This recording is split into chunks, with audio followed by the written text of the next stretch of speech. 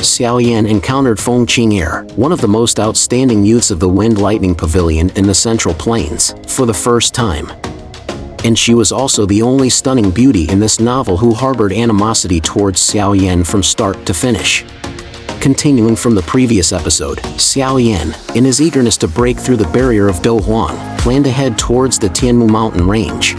It was because of the miraculous effects of the Tian Shan Blood Pool there, which could help one break through bottlenecks in cultivation. Xiao Yan's sole thought now was to advance to Dou Zong, for only then would he be qualified to reunite with Xun Er.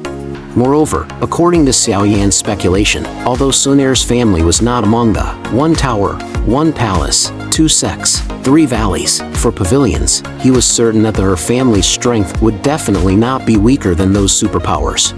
If he wanted to smoothly take Xun Er away, he needed to demonstrate a strength that her family would acknowledge, and the foremost prerequisite for this was to advance to Dou Zong. When Xiao Yan arrived at the entrance of the Tianmu mountain range, he couldn't help but feel a tingling sensation on his scalp. Due to the perennial mist and the numerous magical beasts here, it was necessary to enter through a safe point. However, now the entrance was crowded with a sea of people, all scrambling for the top 10 spots. It seems the difficulty level is not small at all. Just as Xiao Yan sighed inwardly at the grand scene, suddenly a clear and bright crane cry rang out from the distant sky. A giant crane, radiant with 7 colors, was swiftly flying towards the Tianmu mountain range, causing waves of surprise to ripple through the crowd. It's actually the 7-colored spirit crane. Isn't that the Mount of Miss Feng from the Wind Lightning Pavilion? I didn't expect even she would be drawn here by the Tian Shan Blood Pool. With her presence, one of those 10 spots is surely hers. Feng Qing Er's reputation in the northern domain of the Central Plains could be said to be extremely prominent. Not only was her talent and cultivation astonishing, but she was also the last disciple of the Wind Lightning Eastern Pavilion's master. It was even said that she was the heir to the position of the next pavilion master of the Eastern Pavilion.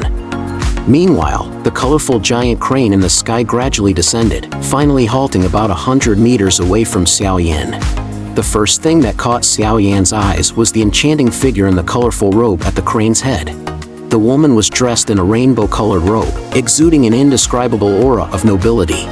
With a pair of amethyst-colored eyes, she appeared like a princess from the empire, carrying an aloofness that kept others at arm's length.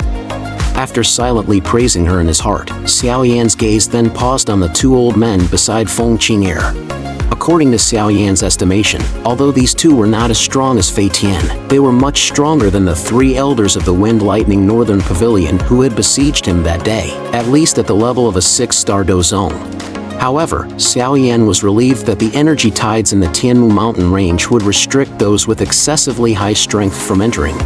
With this advantage, his chances of obtaining one of the top 10 spots would be greater.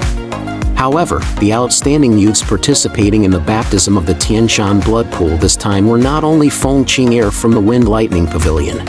The other 3 pavilions also sent out promising young talents with considerable strength from their sects, such as Tanging from the 10,000 Sword Pavilion, Wang Chen from the Yellow Spring Pavilion, and Mu Qingwan from the Falling Star Pavilion, all of whom had reached the peak of Dou Huang. If they could immerse themselves in the Tian Shan Blood Pool once, they would undoubtedly break through to the level of Dou Zong.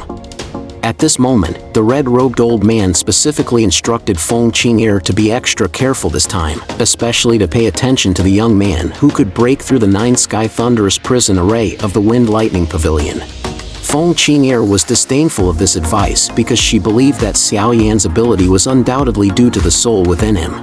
However, with the suppression of the energy tides in the Tianmu mountain range, this advantage would be nullified. Now, all she needed to do was to wait for the beginning of the energy tides and then quickly reach the Tian Shan Blood Pool. After waiting for nearly 3 days, the energy between heaven and earth finally became turbulent. At this moment, Xiao Yan, who was sitting on top of a tree, flashed a hint of excitement in his eyes. Xiao Yan said, "Is it finally starting?" The energy within the mountains had reached an astonishing level.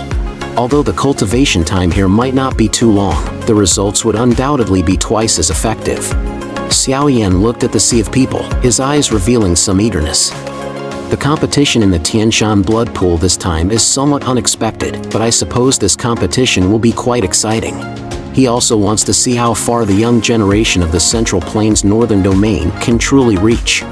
Just as Xiao Yan's thoughts were turning, a clear crane cry suddenly echoed, and then it dashed towards the entrance of the mountain range.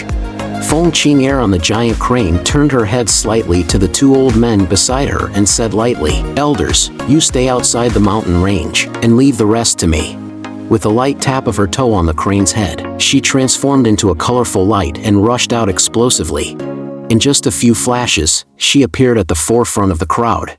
Seeing this, Feng Qing Er smiled lightly because the competition of the Tian Shan Blood Pool would be the best proof of her strength and talent. Just as Feng Qing Er was about to fly into the entrance, a figure darted over like a shooting star, and in an instant, it flew over her head. The sudden appearance of the figure also startled Feng Qing Er slightly. Immediately, she grasped her jade-like hand towards the figure ahead, and suddenly a fierce suction burst forth. The figure waved his hand in response, and two invisible forces clashed with a low rumble. Xiao Yan took advantage of the counterforce and fell smoothly into the heart of the mountain range. Wow! Who is that kid? He actually managed to enter the mountain range ahead of Miss Feng?